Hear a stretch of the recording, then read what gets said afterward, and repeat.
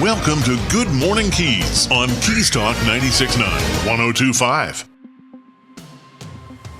Good morning, Keys. Keys Talk 96.9, 102.5. The talk of the Keys. Well, look at that. It is the 17th of July already. Good morning to you. Another hot one. We'll have your complete forecast again here in just a few moments, but we're going to get right to our first guest. It is Jim Scholl. Jim Scholl is with us, Commissioner of Monroe County. Good morning to you, sir. Hey, good morning, Michael. How are you? I am doing very well. Thank you. Did you have Sunrise Rotary today? Well, I didn't go today because I've got this head cold that's, a little bit of a disturbance, but I didn't want to go and expose anybody there. Well, that was considerate. So absolutely. I hope you got a little bit of additional rest, but it's been a busy few weeks as always. First off, let's lead off by, again, paying tribute to Caffeine Carl. He was such a contributor on our community, such a part of our way of life here. A very befitting celebration of life was just held. And again, he will be missed. Well, yeah, and true icon in Key West. And he was known, I think, throughout certainly the Southeast United States, but a great musician, wonderful guitar player. It was always fun to see him here in Key West. I used to see him frequently at Smoking Tuna down there, but he's just a fantastic musician. Another, like I say, not only local famously, but elsewhere, and we will miss him.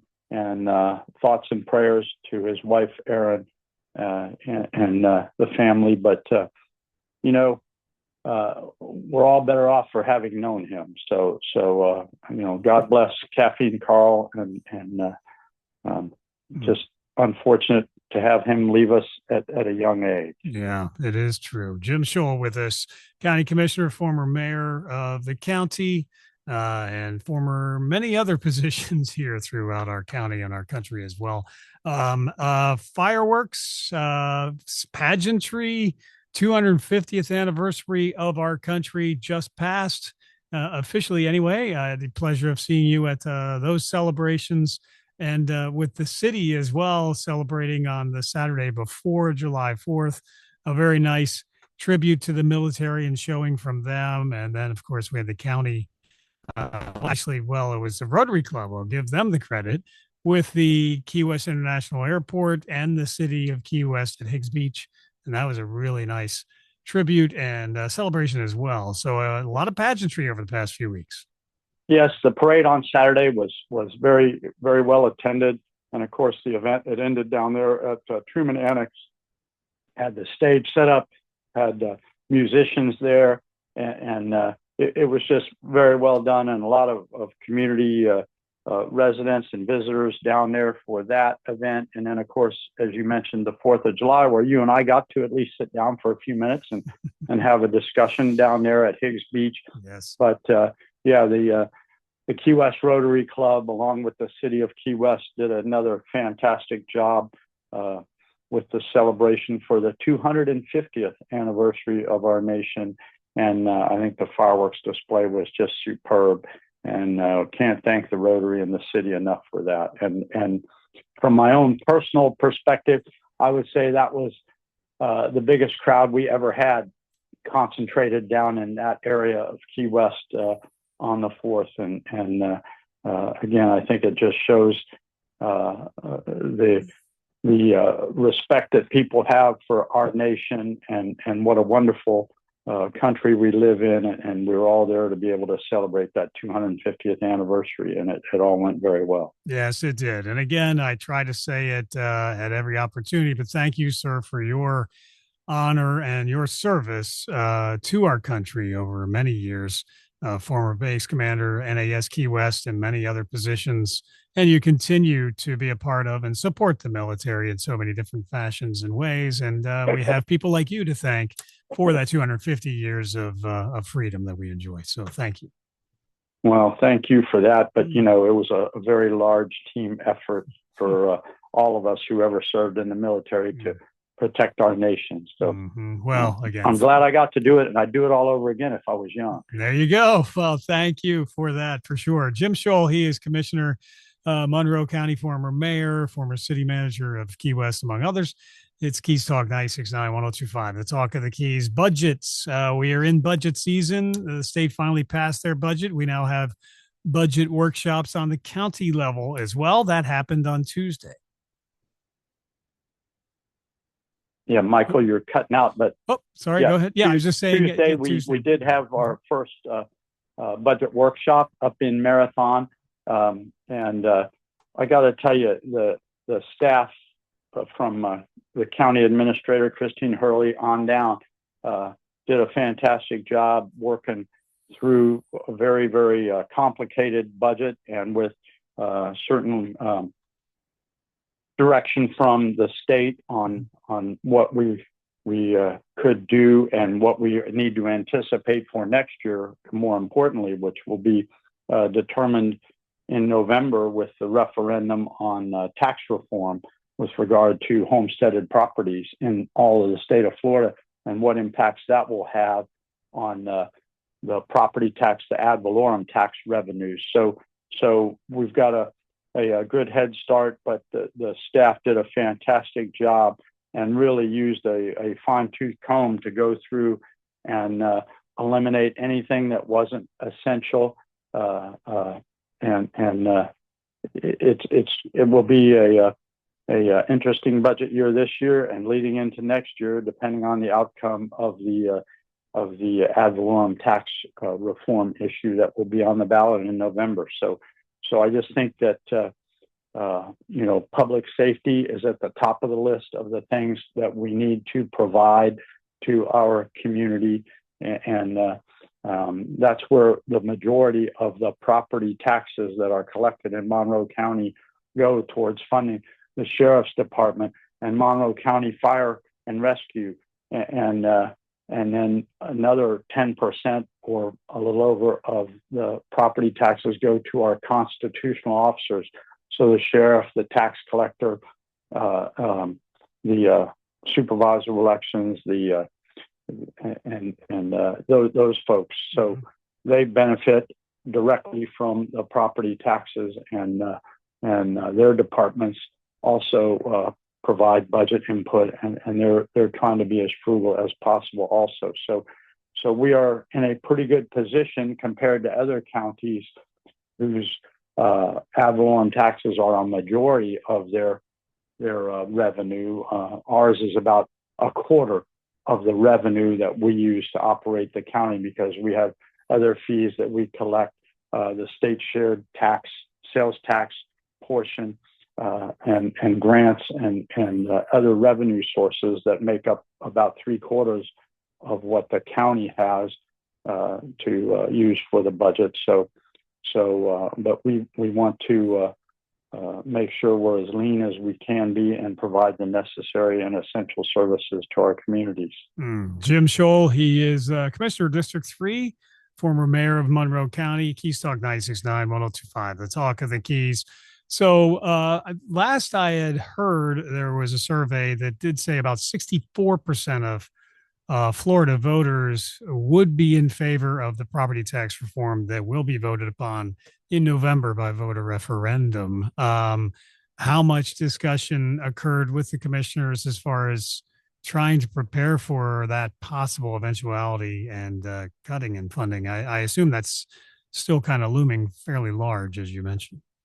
Well, yeah, and we all talk to our staff, as I mentioned, obviously the county administrator and our county financial director, and just looking ahead, and the issue will be, yes, if the voters choose to have a significant reduction in the ad valorem, the property tax, there are other allowable revenues that can be done. The fee for services is what is done in a lot of communities.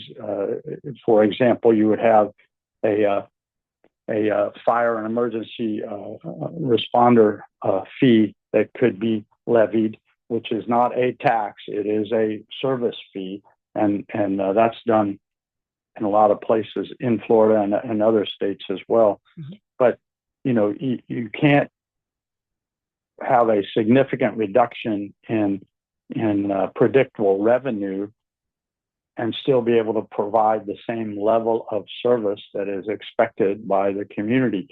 So, we don't want to get to the point where we would have to just, and I'm not saying this would happen, but it could, is where you'd have to maybe close a fire station or two because you don't have the revenue stream to cover that. And I'm not saying we would want to do that, but that is a potential consequence if we couldn't have the revenue stream to support that. Yes, indeed. Well, and also it does look like we're still striving for the lowest millage rate in Florida, again, in the fiscal year 27 budget as well. So we are. And when we put the budget together, you always look at last year's revenue, and of course, property values go into what the property taxes are going to be. Mm-hmm. But the low millage, we've always had the lowest millage rate, and of course our property values are reasonably high in the state of Florida. But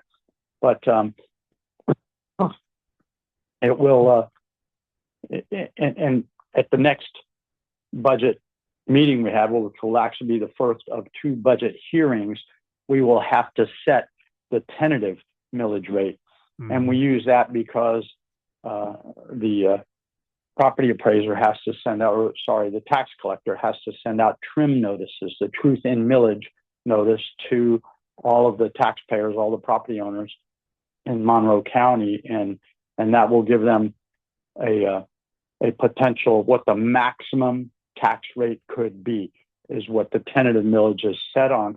And then at the subsequent budget hearing, the second of the two budget hearings where we finalize the budget, we could actually go lower if we find the cost savings that we can have a lower millage rate.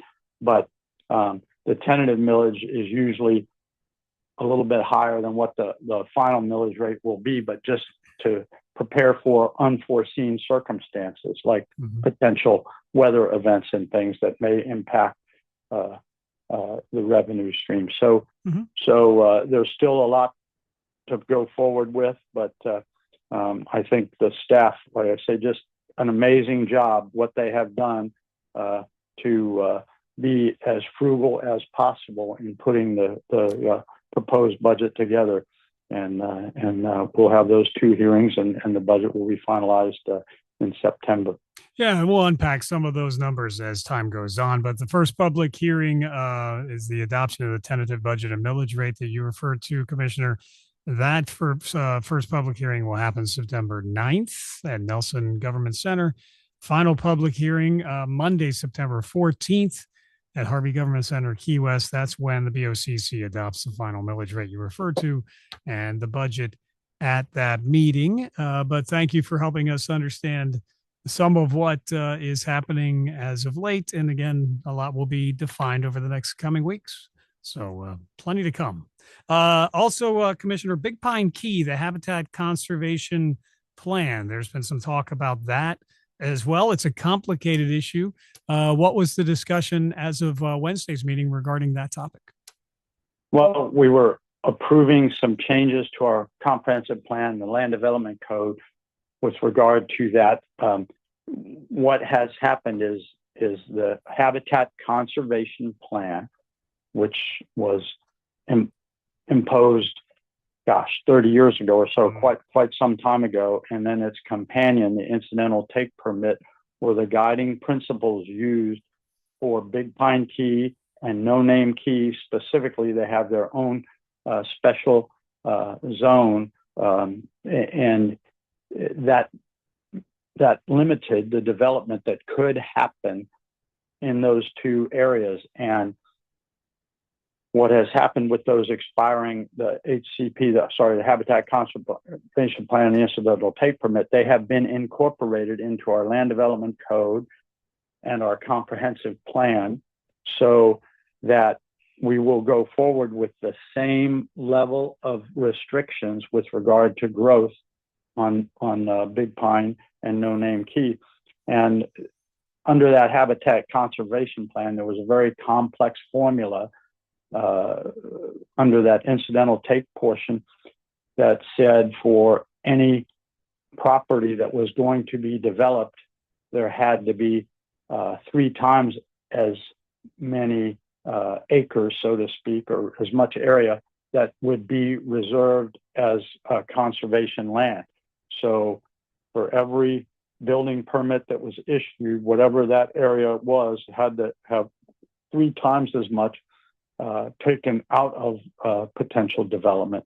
And we had done that. In fact, we had done that so well over the years through our land authority and the county by buying properties and retiring the development rights on those, that we are so far ahead in that bank that even with the 40 or so units that could be built there, we wouldn't have to retire any more land. We already have enough of that buffer under that incidental take permit that would allow the 4 or so permits a year that can be awarded there over the next 10 years. So it's, I know the folks that particularly looking at the key deer, but it's not just the key deer. You know, we have the marsh rabbits and indigo snake that are the 3 endangered species there that all fold into this plan. And what we also did in conjunction with adopting the comp plan and land development code changes is our mayor, Mayor Lincoln, had a resolution on there to get the U.S. Fish and Wildlife Service to step up their monitoring and of primarily the key deer under the new biological opinion. So all the protections are there and then some, but you know, people, some of the residents and some of the other folks are concerned that it will not provide the same level of protection, but it will, and then some. So I think we're in very good shape there. Good. Well, and I'm going to take your word as being authoritative since you have your degree in zoology as well. So I think that qualifies somewhat to make comments on some of these species anyway. So again, Commissioner Jim Scholl, District 3 Commissioner and former Commander NAS Key West, and many other accolades and accomplishments to his name. By the way, the Monroe County Board of County Commissioners approving the Residential Neighborhood Improvement Program ordinance here recently this week. That allows neighborhoods in unincorporated Monroe County to request and fund community improvements that benefit specific geographic areas beyond the county standard level of service. So the BOCC is providing that vehicle to get a number of different programs to the starting line and funded ultimately by those who will benefit from them. There's a list of a number of different projects and programs that are now going to be eligible for this apparatus. So I wanted to make mention that's a developing story that was passed by the BOCC. Yes, Michael, that's the Municipal Services Benefit Unit allowable,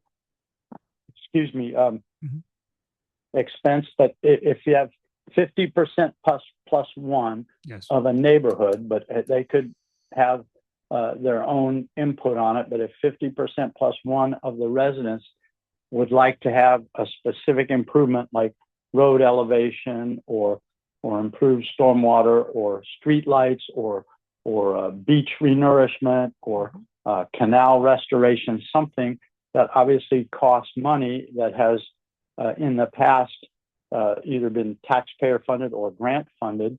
But if it benefits a small group, we're looking at focusing on that and having them contribute financially. If they approve it and they want something done that will benefit that small neighborhood, they can ask to have that done, and we will figure out how to support that. But there will be a revenue stream for the initial work done, and then perhaps a revenue stream for operations and maintenance, depending on what type of improvement was made. Okay. Well, thank you, Commissioner, for that clarification as well.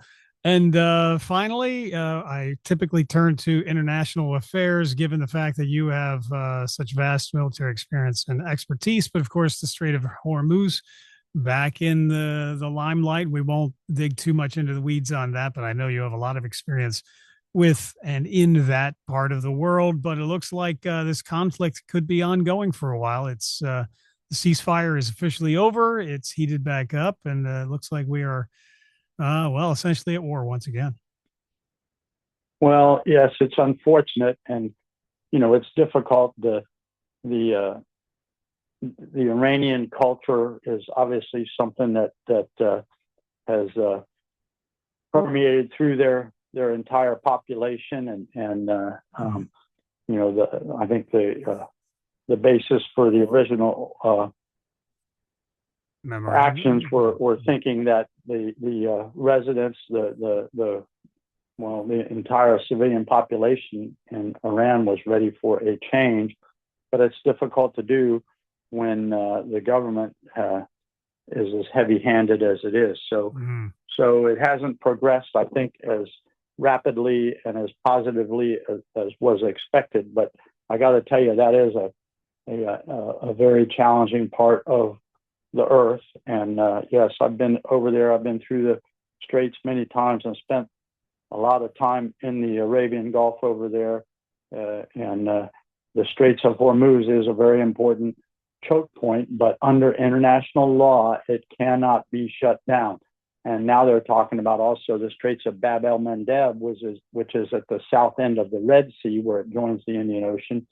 And of course, Yemen is on one side of that, and the Horn of Africa on the other side. But the Houthi rebels that are in Yemen are another one of the proxy organizations for Iran, and they certainly have the ability to disrupt transit through those straits. And of course, you have to go through that to get to the Suez Canal, which obviously leads from the Red Sea to the Mediterranean. And a lot of the world's commerce goes through those shipping channels and that canal. So they're playing the game of trying to disrupt the world's economy just to have more influence on what's trying to be done. So it's a difficult situation to be in, and hopefully diplomacy and the right persuasion will work to get a peaceful end to everything that's going on, and again preserve the world's economy, the flow of oil and gas, and especially with the Suez Canal, the container ships that go through there. A huge percentage of the world's commerce need to get through these straits and these choke points. Wow. Well, there's a lot at stake, and small contingents, they don't have to be a huge military to cause the kind of disruptions that can disrupt the world economy, as you just mentioned, Jim. So we are certainly hoping for the best, continuing to watch developments that are always changing. It's a very volatile part of the world these days. And we also want to recognize you for your Florida Defense Support Task Force service as appointed by Governor DeSantis. I'm sure there's a lot of discussion among that task force, and you fill an important role there in these times whereby the military is being utilized very extensively. So again, thank you for that also. Yes, thanks. And Michael, I did want to mention, I don't know how much time we have left, but there's only 32 days to go before the August election. And a lot of people have it in mind that, well, it's a primary. Well, it is for certain races, but it will be the deciding election for at least 5 of our local races here in the Keys. The city of Key West has the 3 commission districts that are up: District 2, District 4, District 5, and then the mayor. And then, of course, Mosquito Board has that election up, and then the Monroe County Board of County Commissioners has the District 2 election. Yes. But those races will be decided in August. So, and everybody who is eligible to vote can vote for all of the people in these races. So it's not a Democrat or Republican primary for these races. If you're eligible to vote in the Florida Keys, if you're in Key West and live in the districts, it doesn't matter. Everybody gets to vote for those 3 districts and the mayor, and then the mosquito board again. Everybody can vote for that race, and then for Monroe County residents, all can vote for the District 2 commissioner. So it's very important that people don't just ignore this election because, well, I'm a Republican, I'm a Democrat, I'm a independent, I'm a no party affiliation, so I can't vote because it's a primary. That's just not true. So people need to show up and vote, or if you've got your early vote by mail ballot, fill it out for the candidate of your choice and elect good people to these positions. Thank you for that reminder. Yeah, that's very important to note. In fact, we have Sheri, Hodies, Supervisor of Elections, following you on the air here, and she's going to continue to emphasize a number of the points that you just made, but they are very important to note. 31 days left. The primary election will be the deciding election for many of these offices. So thank you for that point. And it is important to take part and contribute and, cast your vote. Indeed. Commissioner. Absolutely. Yes, sir. Commissioner Jim Scholl. I'm sorry, go ahead.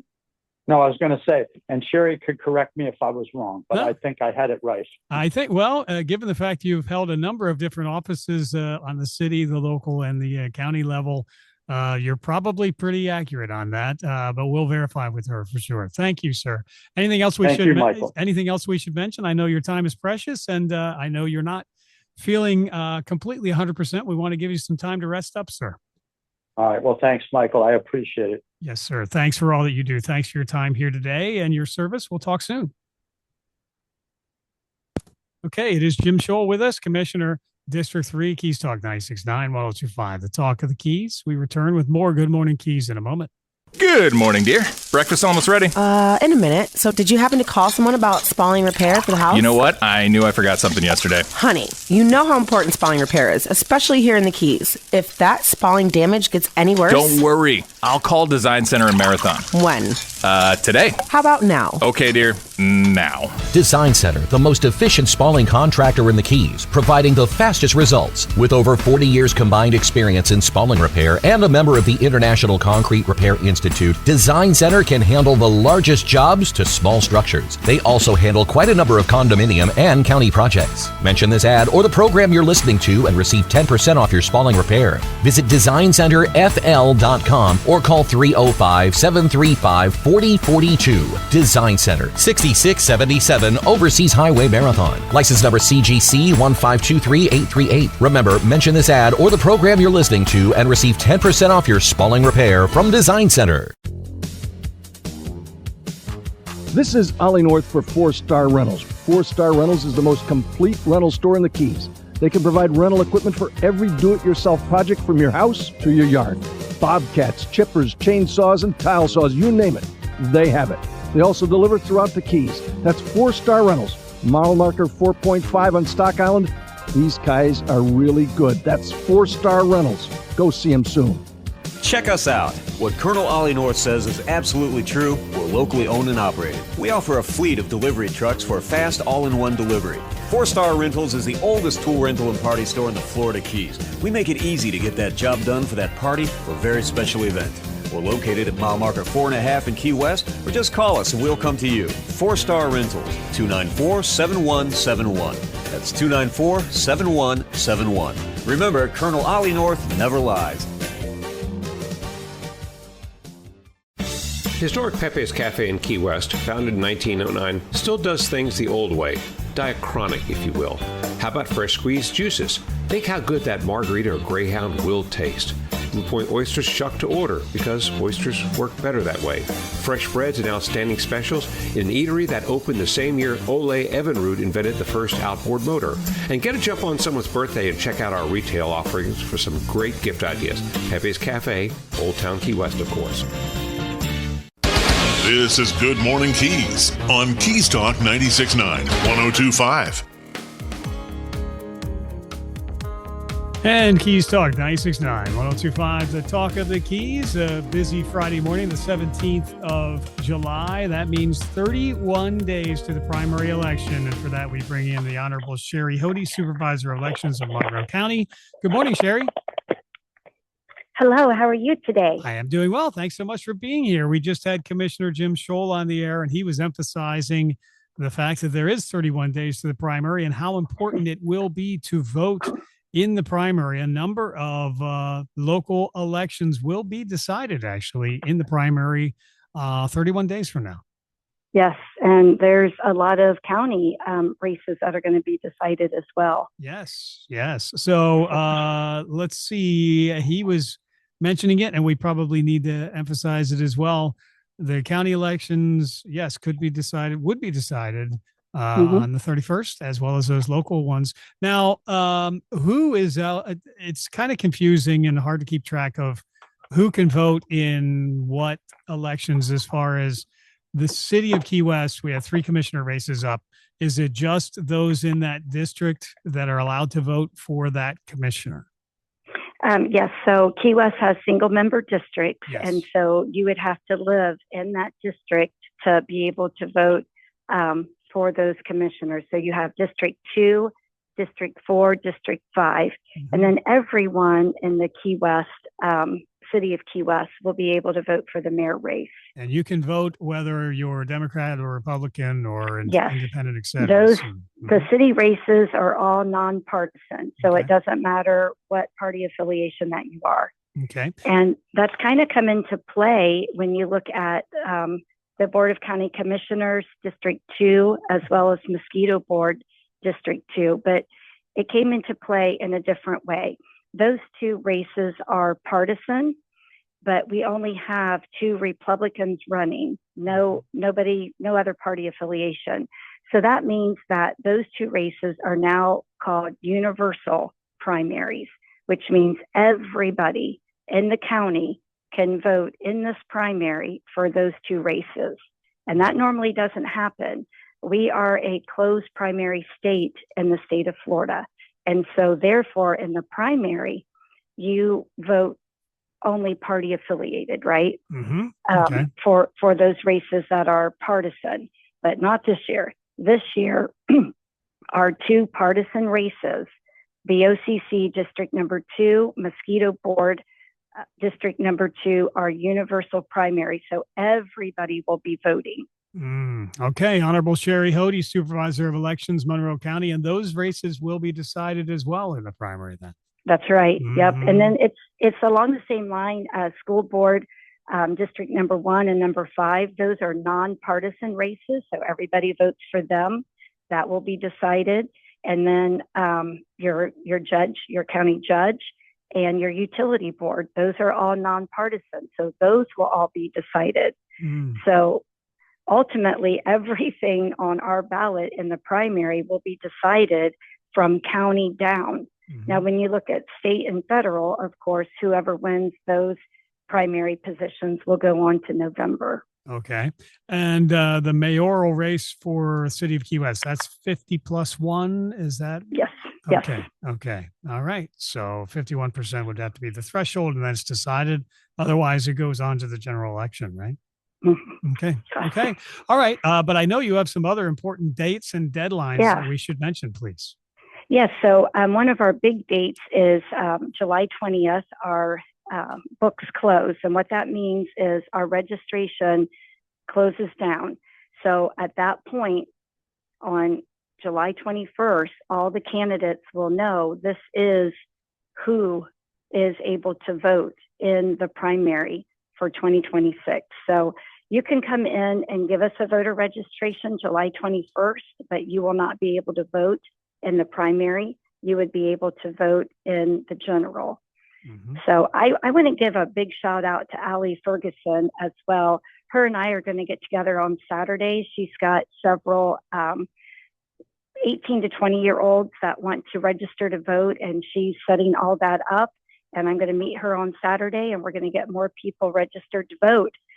even on Saturday, a couple of days before book closes. So, and we have had several people coming in to any of our 3 offices, and people are registering. So I think it's getting out there that Monday is the last day to register to vote for this primary. Monday it is. Wow, that's it's hard to believe it's coming up almost here. Unbelievable. So early voting dates. So you've got the book closing July 20th. Book closing for the general is October 5th. The vote by mail, all of that has been sent, right? Yes, and it is so exciting. 212 overseas and military went out July 2nd. 10,492 ballots went out on July 9th. And every single day, we are getting requests for vote by mail ballots. I go to the post office twice a day to pick up and to drop off. Every day I'll be doing that through the election. So one thing that people want to know is, so how many have come back? 458. And I was the 458th person. So this morning I brought in my vote by mail and it all got put in 400. I'm number 458. Oh, no kidding. Yeah. Well, we are Yes, good for you. 458. And I'm going to tell you something. These people that work in this office, they really looked at my signature and they're like, we don't know if we like that. So they had to look at 2 or 3 of my other signatures so that they could or could not approve it. And they did approve it, but only because one of my signatures within our database did look like my signature on my vote by mail.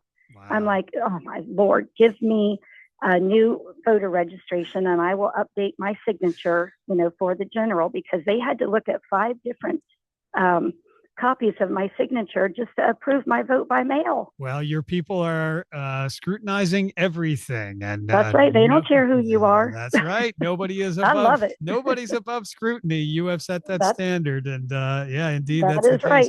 Right. The Honorable Sheri Hodies, Monroe County Supervisor of Elections, on Good Morning Keys, and then we've got early voting. Will come up on the 3rd of August, goes through the 15th.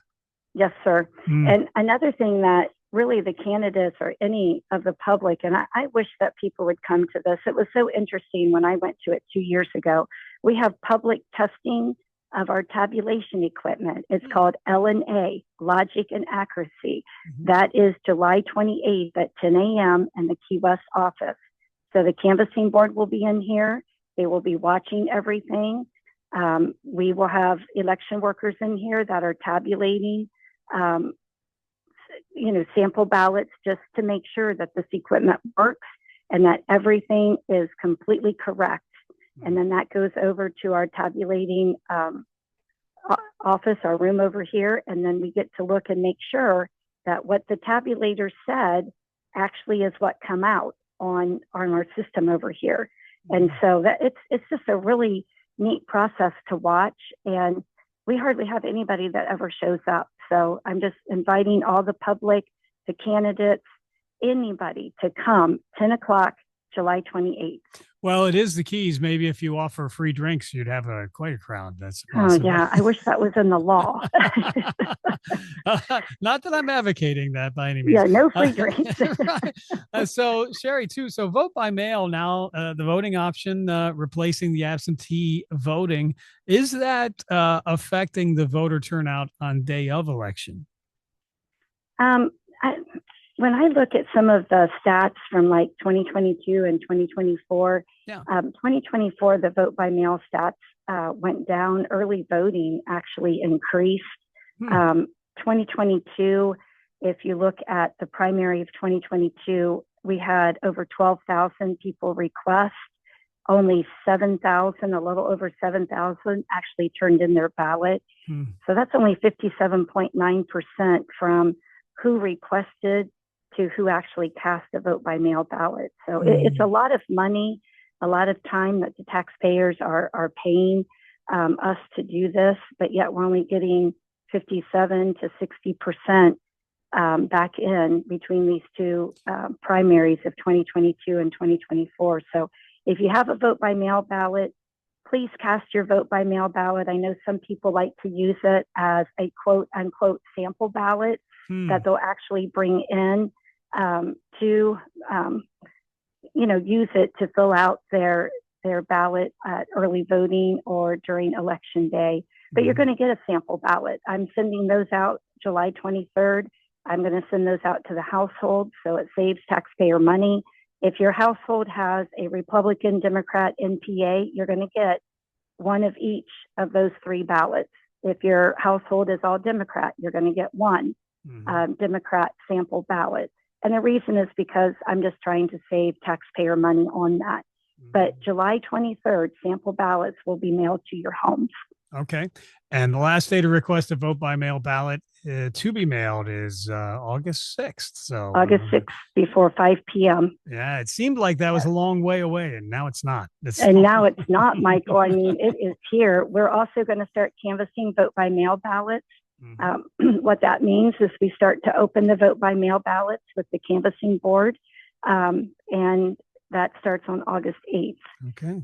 Yeah. Wow. Well, I'm sorry. August 10th. August 10th. Yes. That's August 10th through the 13th. Yes, ma'am. Well, all of this is available. All these resources, all of this information and deadlines available at Vote Monroe FLKeys-gov.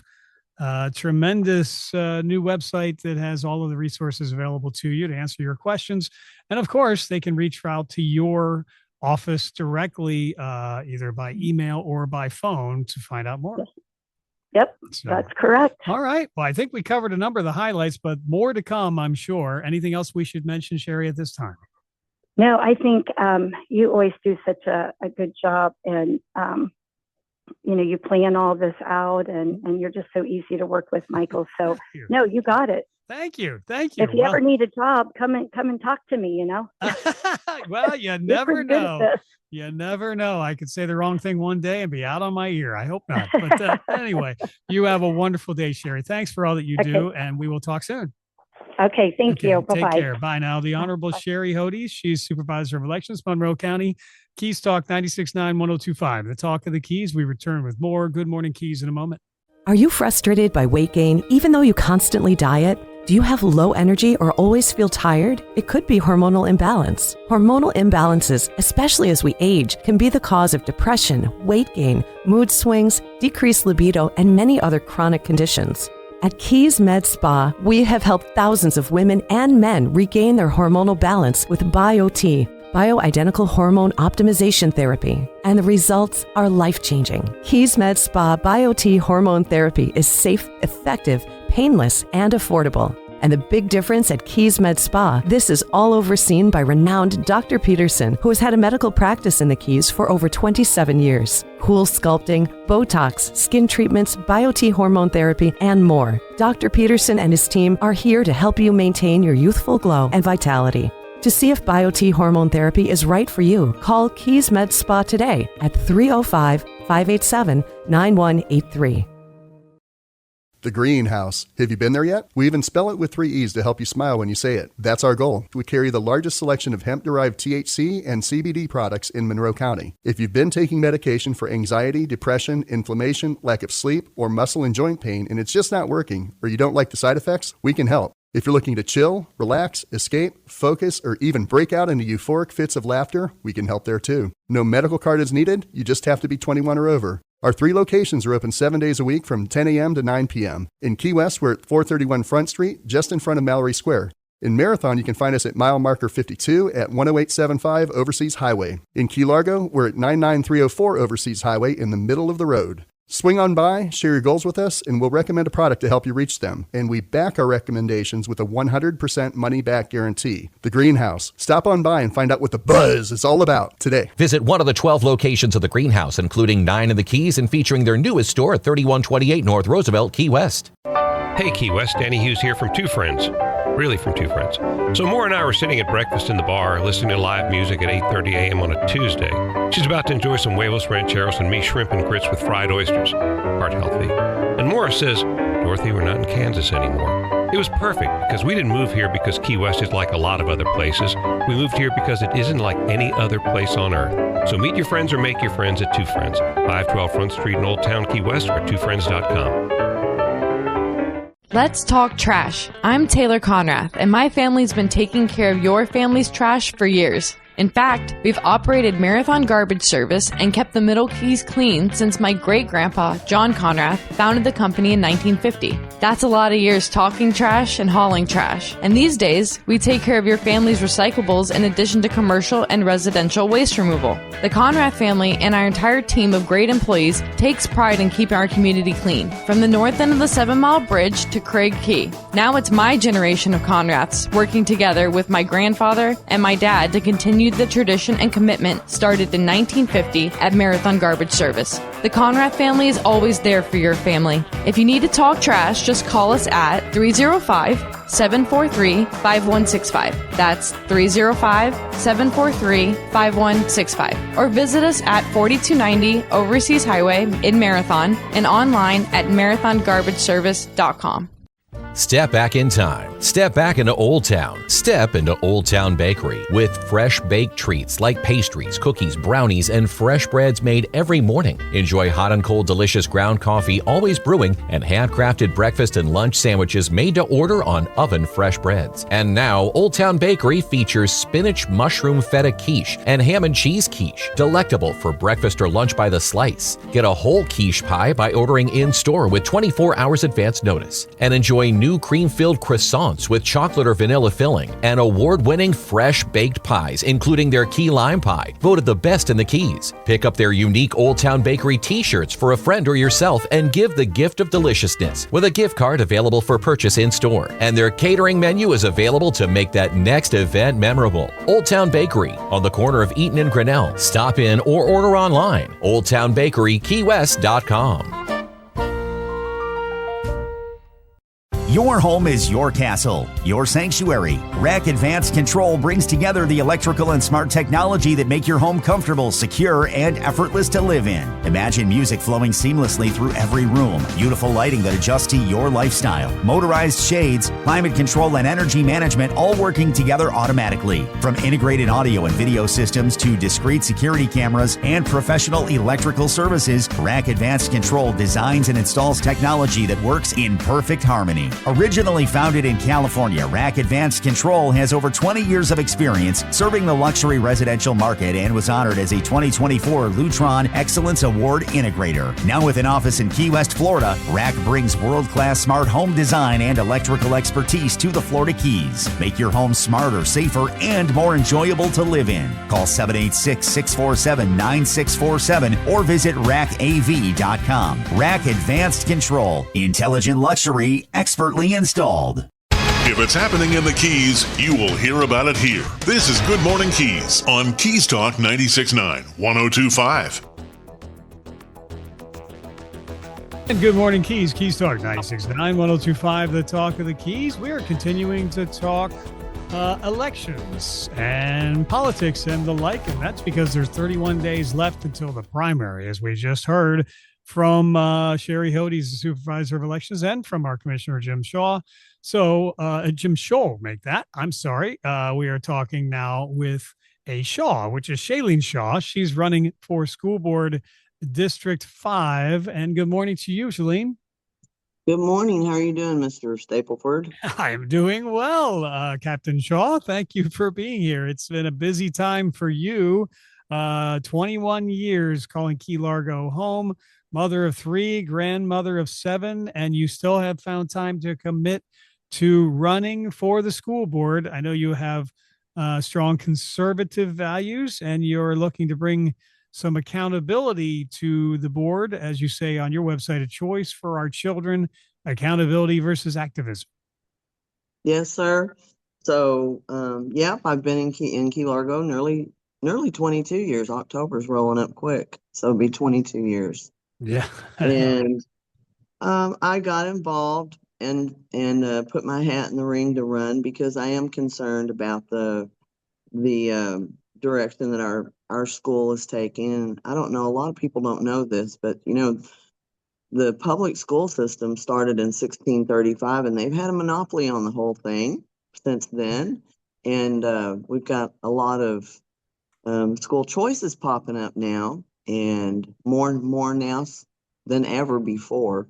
It's not a bad thing, right? Competition builds better product. So school choice is certainly not going to hurt the public schools. There might be a slight adjustment where they're either going to have to maybe step it up to be a little more competitive, or they'll have to make adjustments. But if they don't want to shed students, they'll do a little bit better. I feel like our school choices are kind of carrying our public schools right now. I know that there's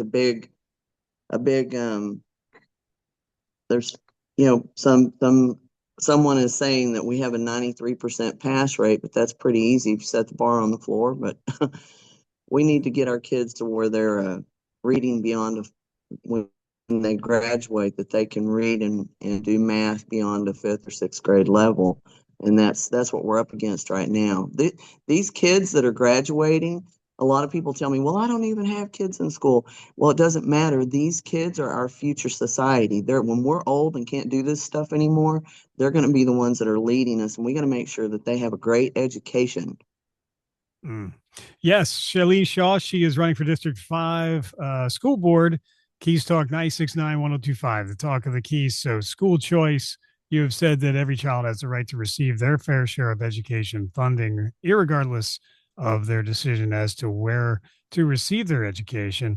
Also on parental rights, you've talked about this many times in the past. What would you like to comment on that, as far as what do you mean by parental rights, and what would you like to see more of as part of the school district?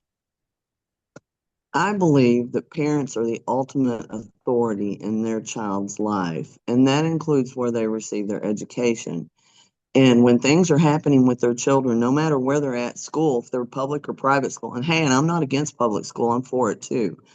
But if there are things going on with a parent's, with the children or someone's child at school, they certainly have a right to know about it. They should have to be able to get to see their curriculum without having to sign a form to request to see their curriculum, which is what it is right now. And I don't want to be too controversial or anything, but I'm speaking facts. If you want to see your kid's curriculum right now, you have to fill out a form and request it. Back when I have been out of school a little while, but back in the day, if my parents wanted to know what I was being taught, the teacher handed them a piece of paper and said, these are the books that I'm teaching your child out of. And I think that's a good way to do it. Not leave it so a parent who's already strapped for time has to fill some form out to get their kids' curriculum. So Shelley, parents have a right. They have a right to know what's going on with the kids. Just because the school has them for a few hours a day doesn't mean that they get to make all the decisions and not call home and let the parents know when there are things going on. Chelyn Shaw, running for District 5 School Board, Monroe County. Keys Talk 96.9 the talk of the Keys. And you talked about kind of back in the day, that kind of harkens back to some of your conservative values that seem to be directing your campaign and your motivation for running for this office. You also have talked many times about values and leadership. Would you like to expand upon that? On values, I'm not gonna shy away from this. I'm a Christian. I'm a common sense conservative Christian, and I would bring those values to the seat that I would occupy if I was to be elected to the District 5 seat for the school board. And those values are just simply the things that our founding fathers founded this nation upon, such as honesty, integrity, service to others before self. Just good old-fashioned values, if you will. Those values would drive my decisions. Okay. And the other part of that, what was the last part of that? Leadership. Just as far as leadership goes, and how do you define that, and how do you see yourself maybe viewing leadership differently from others? Leadership is being willing to get down in the trenches and do things that to lead by example. But I think that it would be really good to bring teachers in periodically with the school board. If it's quarterly, if it's bi quarterly, to let the teachers have some input about what's going on in their classrooms and where they need help, and suggestions, comments, criticisms, for them to be able to voice that. And I understand that the board is the policymaker, that we would, we have a superintendent. We have a good superintendent right now. Mr. Tierney's doing a great job. But he runs things. He's been with us for a little, for about a year. Right. But it's important that we get some feedback from the teachers about what they need in the classrooms and what's going on, and to not just have a vacuum there. Mm-hmm. Mm-hmm. Okay, Chelyn Shaw, she's running for District 5 school board member, Keys Talk 96.9, 1025, the talk of the Keys. And Mr. Tierney, I will mention, he had set forth a program whereby administrators were to go out into the school buildings and classrooms and actively participate in the classroom setting. Is that the kind of initiative that you would be in favor of? I think that's a great initiative. And another initiative that I've been actually laying awake at night thinking about how great would it be if we had a rolling cart, and our principals and vice principals could alternate, but to get them out in the hallway where one of them is on a rolling cart to go around and ask the teacher, is there anything you need? Do you need a bathroom break? Do you have, if they have a student that's being unruly, that they could pull that student out of the classroom so that they could continue to teach the rest of the kids. That's one thing. I've got some ideas. I really want to support education and make sure that the teachers can teach the kids that are interested in learning, and remove the disruptions, and just make it possible for them to teach, give them a better opportunity. Mm-hmm. So Chelyn, do you have a Facebook page? I have not checked on that, and I should, but I apologize. I do have a Facebook page. I haven't been able to get on it really. Campaigning takes a lot of time, y'all. It does. I'm It's not a big getting a lot of commitment. sleep these days. Chelyn Shaw from Monroe County Schools. Chelyn Shaw from Monroe County Schools. And the friend of mine that set that up for me was gracious enough to set that up for me. He gave it quite a long name, so it's there. Okay. And your website, of course, Shaw4kids.com is where you find out more. You can learn more about Chelyn Shaw, Captain Chelyn Shaw. She is running for School Board District 5 and for Monroe County. You can get involved and contribute, become a volunteer as well. And there's a number of other resources there. But there are a couple of different resources, too, that do draw further distinctions between you and your opponent. And I'm sure that those are probably available on Facebook, and some of those distinctions that you draw between you and your opponent are also available on your website as well. So They are indeed. How much time do we have left? We have a couple of minutes. Should you need it? What would you like to bring up? I was just going to give you the floor. Absolutely. Well, thank you for that. I really appreciate you letting me come on and visit with the audience and with our taxpayers, parents, and stakeholders out there. And I thank you for everybody tuning in. I would like to say that we had a forum, Hometown put on a forum the other evening, and I was hoping I'd get a little more opportunity to talk about some things. But I will say that I want to make sure that I'm clear about this. I understand that every corporation, school board, everybody does an audit every single year. But one thing that I would really like to do would be to invite our CFO down here to doge our school board budget. I bet it's never been done. I know that they do a self audit every year, but I think it would be good to get a really good, thorough look into the budget, and if we have any fluff, push that fluff over to where it's being better spent on paying our teachers a little bit better and toward education, because I'll guarantee you every corporation has fluff, and we could find it and we can do better. You have advocated for having the CFO Blaze and Goglia. I sometimes have trouble with his name. Hard to say. Yeah. Do, as you say, Doge operations as he has on other entities throughout the state. And you have made it clear that you stand for fiscal conservatism, transparent budgeting, parental rights, and a bridge between families in the district. So that harkens back to your fiscal conservatism that is certainly part of your platform.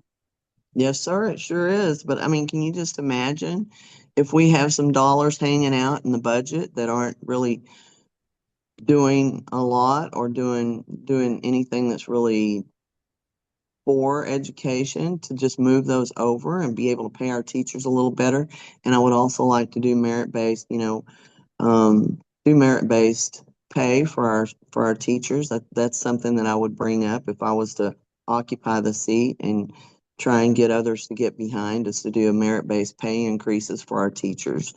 So you can always cut the fluff somewhere. I don't care how lean your budget is, you can cut the fluff and put it to better use. And I would really like to do that. Well, you've owned and operated and developed several successful businesses along the way, as well as other accomplishments. So I know that you're coming from a voice of experience. And again, we encourage people to find out more at Chelyn Shaw for School District. It is at shawforkids.com. So Chelyn, anything else we should mention in closing? Oh, I think we've probably covered it all. I mean, communication can be better. We can improve that. Back in the day, we used to have where people could call into the school board. This is a 120-mile long district, y'all. Our parents want to be involved, but it's a big district. And when you're 120 miles away from where the school board meeting is going to be, you can't just dump your kids and go to a meeting, because you're not going to get them fed and ready, homework and all of that stuff ready for the next day. So we had a call in where you could call in for citizen concerns to the school board. And I think it would be great if we could re-implement that. Okay. Maybe do Zoom meetings. Zoom meetings are great. Okay. Well, those are suggestions I'm sure that people will consider.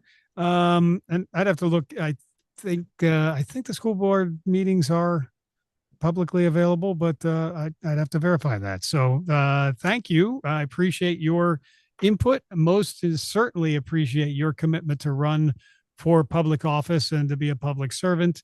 And we certainly will look forward to the next 31 days. Not much sleep to be had, as you mentioned. So 1 month.